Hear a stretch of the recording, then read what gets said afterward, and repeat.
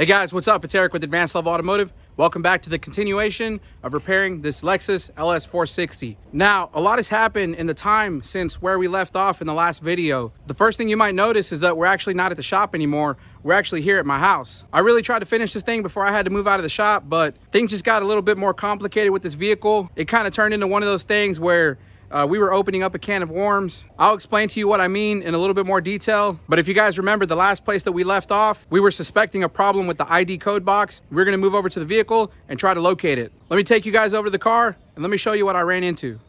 All right guys, so I know it looks like things went from 0 to 100 real quick, but let me explain to you what happened. So I came over to the vehicle to try to locate the ID code box because if you guys recall, on ALLDATA, it showed that the ID code box was located somewhere here behind the instrument cluster. So the first thing I did was I removed the instrument cluster. I looked back here, but I couldn't find anything. So I was a little bit thrown off by that. So I continued to try to find this ID code box, hoping that it was somewhere that it was accessible. So I went ahead and I removed the navigation unit, removed the radio, removed the glove box, removed pretty much everything that I could to try to look inside behind the dash to try to find this ID code box. Now, the problem with this is that I was not able to find any information that told me where the ID code box was located. I tried calling the dealership. I tried talking to technicians. Nobody could tell me where this ID code box was. I even tried Googling it, but I still couldn't find any information that told me where this ID code box was located. So at that point, I decided to rely on a previous experience I had with the Toyota. Now, this was not a Lexus. It was a Toyota that I was dealing with. This happened probably about 2 years ago. They called me over to this car lot because they had just replaced the air conditioning airbox housing. What I mean by that is the housing that lives behind the dash that houses the evaporator core and the heater core. So this car lot replaced it on a Toyota Camry, I believe it was. And after they replaced it, they couldn't get the vehicle to start. So they called me to come check it out. I went over there, I hooked up my scan tool, and I can't remember what code it was giving me, but the code had something to do with the security system. And when I looked at the old airbox housing that they had removed from the vehicle, I noticed that on the back side of the airbox housing, there was a small little black module. And so I asked the mechanic who did the job whether or not he swapped that module from the original airbox over to the new airbox, because they had actually purchased a used one out of a vehicle in a salvage yard, and that airbox still had that smart key module on it. And so when I asked the mechanic, he told me that he didn't swap the modules over because he didn't know what that module was for. He figured that the used one he was putting in the car already came with one, so there was no point in taking the one off of the original airbox and moving it over to the new airbox. So essentially, they had installed the airbox with a security module from a completely different car. So anyways, at that point, the mechanic had to take everything back apart. He had to pull the dash back out, pull the airbox back out, and swap that smart key module over. And after he put it back together, the vehicle started right up. Now, the reason I'm telling you this story is because I feel like that's what I might be dealing with when it comes to this vehicle. I'm thinking that this ID code box is located behind the air conditioning box. And when I say it's located behind the air conditioning box, I mean that it's between the air conditioning box and the firewall of the vehicle. So that means that all of this has to come out in order for me to get to that module. Now, the problem is that I really have no proof that that's where the module is located. I'm simply going off of what I've experienced previously with a different vehicle. Now, granted, the vehicle was a Toyota and this is a Lexus, but I can tell you right now, this Lexus is not like any other Toyota I've ever seen. In my honest opinion, I don't believe that there is a Toyota that is equivalent to the Lexus LS460. So with all that being said, I've explained to the customer, look, this is where I think the ID code box is located. I'm going to have to remove the entire dash just to get to it. And because of where it's located, I cannot even test it. Now, the problem is that there is a pretty good chance that I could be wrong. But to be honest, at this point, we've already exhausted every other option. I've looked all over this car and I cannot find where this ID code box is located. So with that being said, the customer understands that I'm going to go ahead and remove this dash, but I can't promise you that this is where the ID code box is located, nor can I promise you that replacing that module will fix the problem, but it's still going to cost you. So hopefully that makes sense to you guys. Hopefully you're following along with my story, but essentially right now, my next goal is to remove this entire dashboard, remove that airbox, and see if we can locate this ID code box. Now, I'm not done on catching you guys up from where we last left off. Like I said, a lot has happened since then. And one of the other biggest problems that I had was not being able to move this vehicle. Let me explain to you what I mean by that. So when the tow truck originally dropped off the car, they came on a flatbed. And so what the flatbed did was he just drove in backwards and then put the back wheels on the ground and then he drove off. What I didn't realize was the reason he did that was because the rear wheels were completely locked up. They would not move. And so this became a problem because I could not push the car because the rear wheels were locked up. And the other problem is that the steering wheel doesn't turn. So the steering wheel, as you can see, is not in the straight position. The wheels are actually offset a little bit. They're turned a little bit to the left. So you can see that wheel right there in the front. And the problem is that the steering lock control module will not communicate. Even when I power it up manually, like I did in the first video where I used the power probe to power up the ignition circuit feeds, this steering wheel still will not unlock.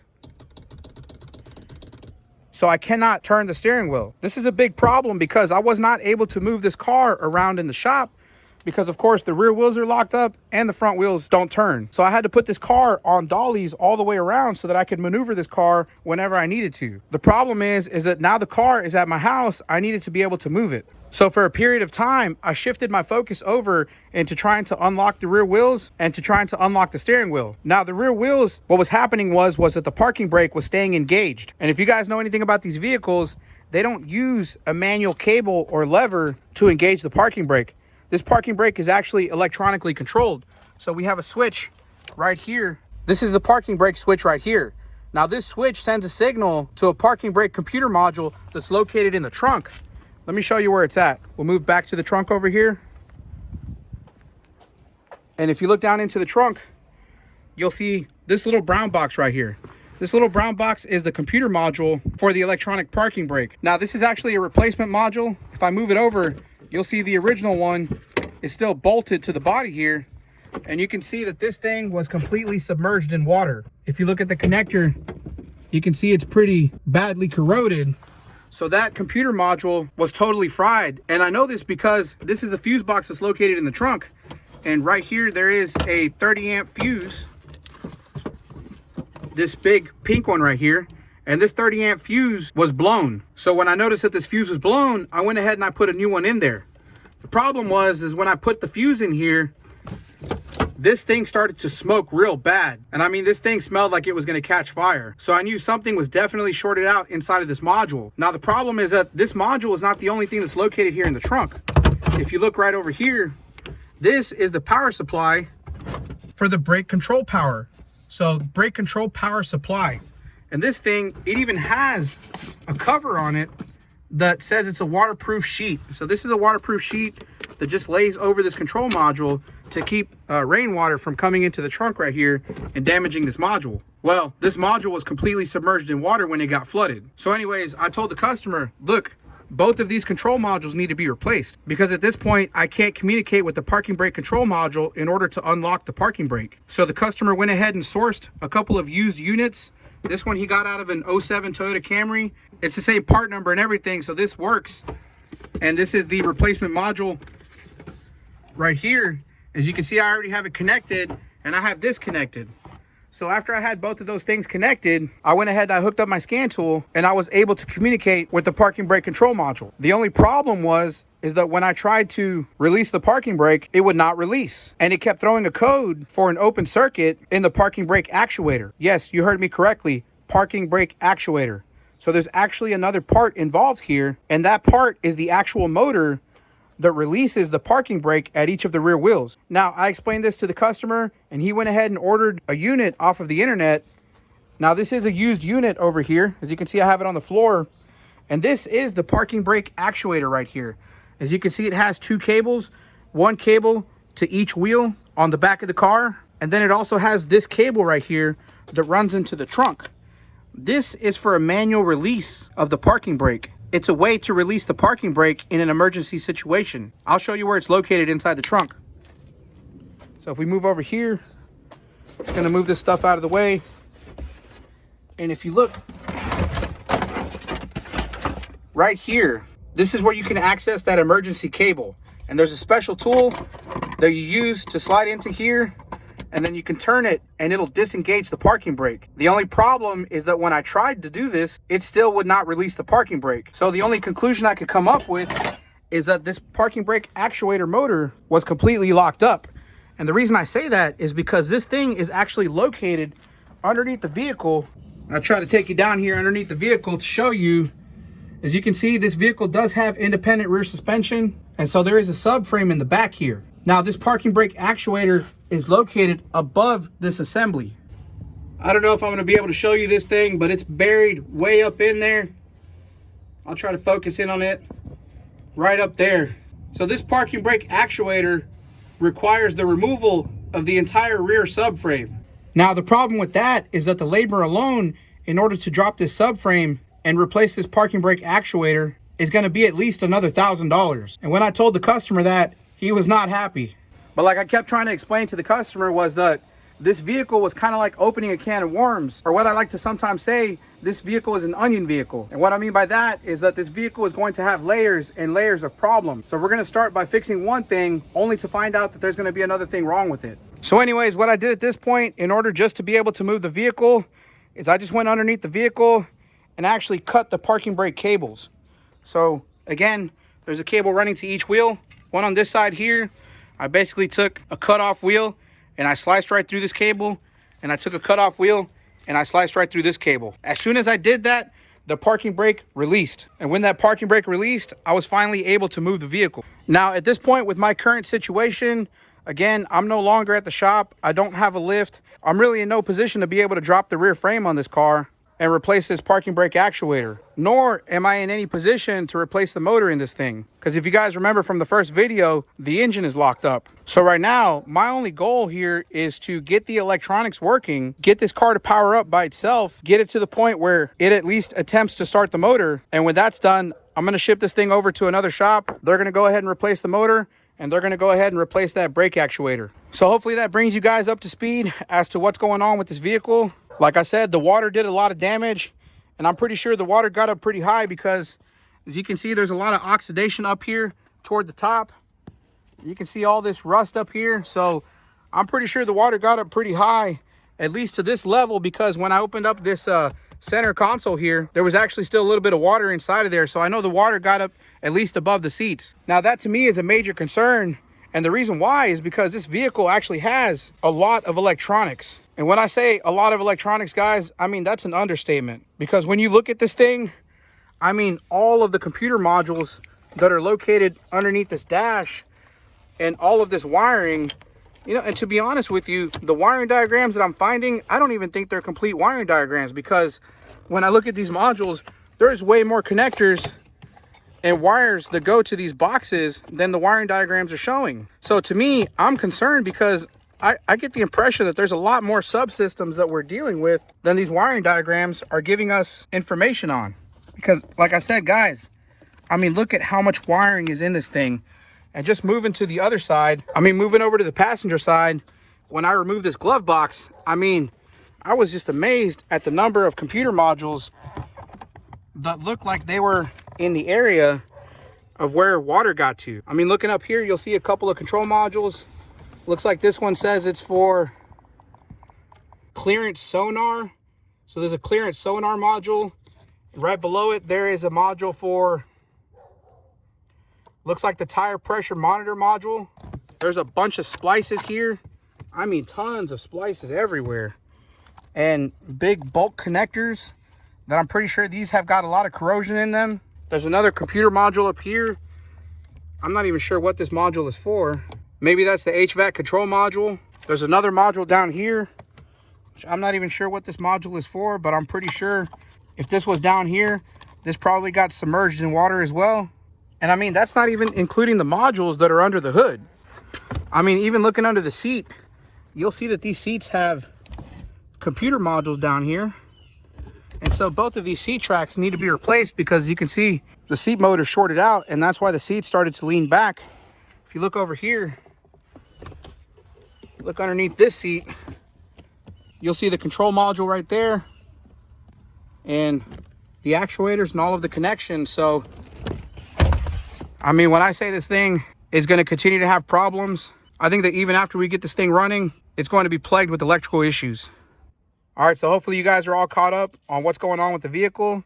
My next step is to go ahead and remove this entire dash and replace this ID code box. This is the new unit. The customer already bought one. Let me show you what it looks like.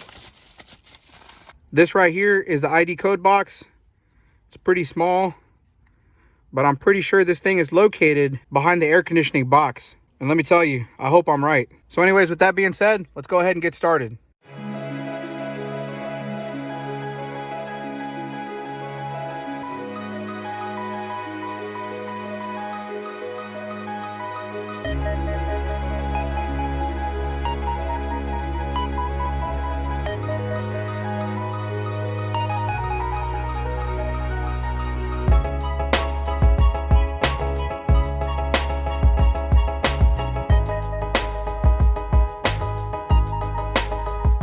All right, guys, so we got the plastic dash cover off. That part was only the exterior plastic part. So in order to get this air box out, which is the white plastic that you can see the blower motor is located right here. Then it runs up over this way, and there's this whole air box assembly with all the air ducting. Well, as you can see, there's a big metal pipe right here that runs across, all the way across.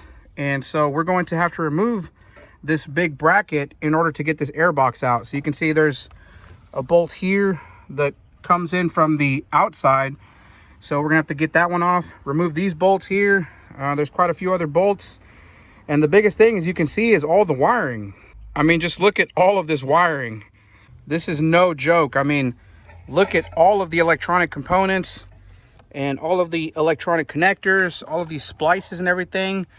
I mean, it's going to be a pain in the rear to get this all back together and make sure that everything is connected properly, because there's just so many connectors and so much wiring here that, I mean, it's insane. It's crazy. And like I said, this is one of the biggest reasons that I feel like even after we get this car up and running, it's just always going to continue to have electrical problems. But I mean, it's something the customer wants to fix. I really tried to talk him out of it several times, but he seems pretty adamant about fixing this car.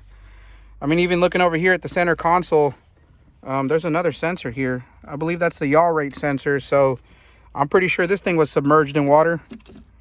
That's probably going to need to get replaced. I'm hoping this shifter assembly works, because this was probably submerged in water. There's several other electronic modules that I'm not even sure what they're for. So, I mean, at this point, my plan is just to get this thing to power up, and then I'm shipping this thing out of here. So anyways, let's go ahead and get started removing this bar. All right, guys, so I may have underestimated the complexity of this job. I might be a little way in over my head here, because while I have this bar unbolted, there was quite a few bolts. Some of them I had to get from the firewall. I still cannot pull this bar out because there's so much attached to it, and there's so much wiring that is wrapped around this bar. I mean, it's just insane. I don't know how else to put it. There is so much wiring and so many connectors involved in removing this dash. It just boggles my mind. I'm just hoping that I can get this thing back together without missing a connector or two, and not have to worry about taking everything back apart for me to reconnect something. I mean, this job is really, really tedious. Anyways, now that I have this bar loose, I'm just trying to disconnect everything that I can find in order for me to get this bar off, because I mean, these harnesses stretch all the way into here, all the way deep into the center console. So, I mean, really, all of this has to come out in order for me to remove this harness and get it out of the way, because it's kind of wrapped around this big frame. So, anyways, like I said, guys, this is slowly starting to become my worst nightmare here. I've already spent way more hours on this vehicle than I'm ever going to be able to charge this guy. And that's because I really don't think that the customer really understands the overall complexity of this vehicle and how difficult it is to work on this thing. So anyways, guys, let me continue trying to remove this bar. I'm sorry I'm not going to be able to film it. It's already dark outside. I'm having to use my light over here to light up the interior.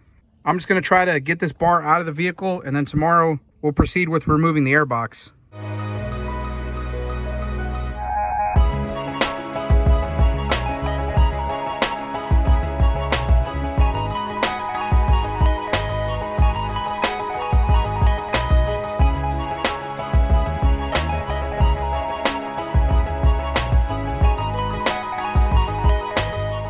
Okay, so I got most of the car back together. There's a few interior panels that I need to finish putting back together, but for the most part, everything's back together. And I have both keys here. I was able to program them both. And let me show you what happens when we push the start button.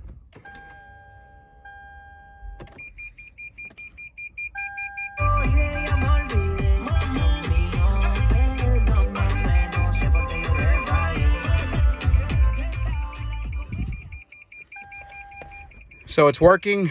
And the other thing I did verify is that when I put my foot on the brake and I push the start button, it does engage the starter relay. So doing this, the starter is trying to turn on.